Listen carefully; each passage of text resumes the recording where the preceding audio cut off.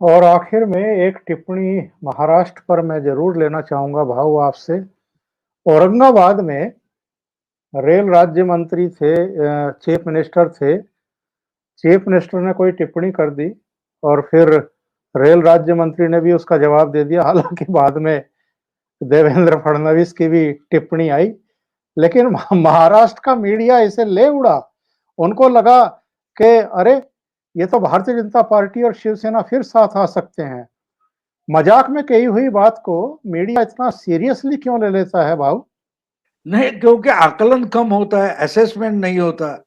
देखो, इतनी गाली गलौच हो गई है, उसके बाद इकट्ठा आना मुश्किल होता है, बिल्कुल मुश्किल होता है। और दूसरी बात यह कि उद्धव, मेरा ख्याल दो बातें। एक तो उद्धव ठाकरे ऐसी बातें करते जो अपने पिता की नकल करना चाहते, बाला साहब, लेकिन वो कार्टूनिस्ट थे। बाला साहब का भाषण आप देखेंगे तो उनके भाषण में कैच लाइन जैसे कुछ सेंटेंसेस सब आते थे, वाक्य आते थे, और कार्टून की जैसे पंच लाइन देते उस ढंग से वो बात करते थे। वो तो यानी वो प्रतिभा उद्धव ठाकरे के पास नहीं है। उद्धव ठाकरे प्योर पॉलिटिशियन है, लेकिन कार्टूनिस्ट नहीं है, वो व्यंग नहीं निकाल सकते, लेकिन उस ढंग से पिता की नकल करने की कोशिश करते तो इस ढंग से निकल आता है कि आजी माजी, यानी आज के, भूतपूर्व और भविष्य के, ऐसा उन्होंने बोला। तो उसमें क्या मतलब निकलता, मेरी समझ में नहीं आता। लेकिन बात और दूसरी भी उसमें से निकल आती है कि आज जो तीन पार्टियों का महागठबंधन है महाराष्ट्र में, महाविकास आघाड़ी, उसमें हर पार्टी एक दूसरे को कुछ गेम खेलना चाहती है।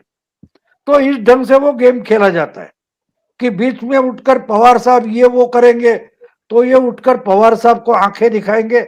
ऐसा वो शब्द हम देखते हैं तो हमको वो शब्द के आशय में नहीं जाना चाहिए, इसके पीछे पेच क्या है देखना चाहिए कि हाँ, अगर तुम कुछ ये करोगे गड़बड़, तो मेरे पुराने दोस्त आज भी मुझे साथ लेने के लिए राजी है, ये बताना की शायद कोशिश है, शायद कोशिश है। लेकिन एक बात हमें भी समझना चाहिए कि क्या उद्धव ठाकरे को चीफ मिनिस्टर रखकर बीजेपी इनके साथ आ सकती है? बिल्कुल नहीं आ सकती। तो ये आएगा कहां से? लेकिन क्या होता है, जिनका आकलन कम होता है वो उस पर भी चर्चा शुरू कर देते, हाँ देखो ये इकट्ठा आ रहे हैं। तो मीडिया ने भी खुद को मजाक बना रखा है। अब देखिए, कल वो संजय राउत बोलते हैं कि हाँ, क्या बोले वो, चंद्रकांत दादा पाटिल जो है उनको नागालैंड का राज्यपाल बनाया जाएगा। तो वो बोले कि संजय राउत को अमेरिका का अध्यक्ष बनाया जा रहा है। तो इस ढंग की बातें मीडिया दिखाता है। यही मुझे अजीब लगता है कि आप दिखाते रहो, उसका कुछ मतलब है कि नहीं, है कि नहीं।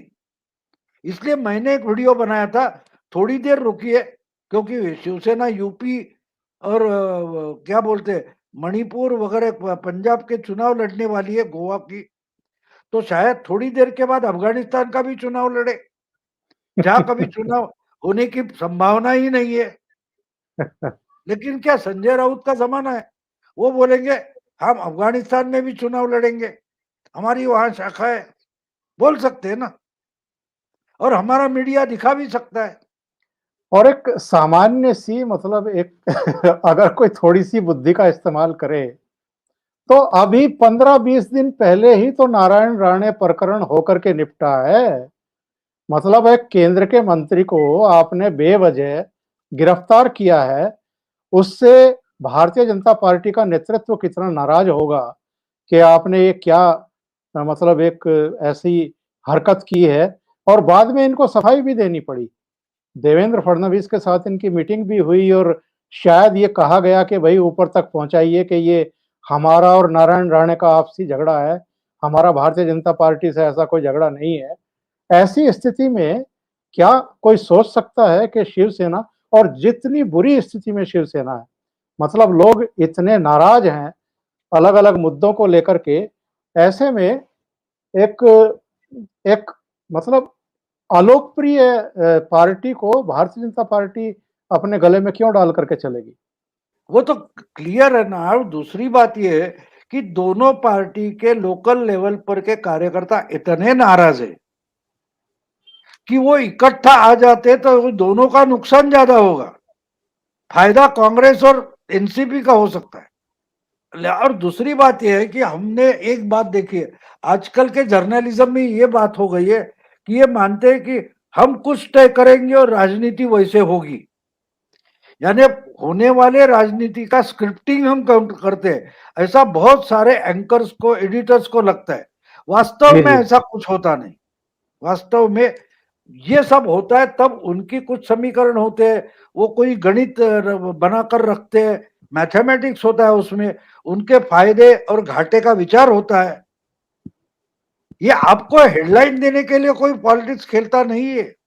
लेकिन ये 24/7 चैनल आने के बाद और उस पर सोशल मीडिया का फैलाव इतना हो गया है, कोई भी उठकर बोल सकता है कि भाई आज देखो, अभी कल कल ममता बनर्जी बीजेपी में शामिल होगी, तो उस पर भी चर्चा हो सकती है।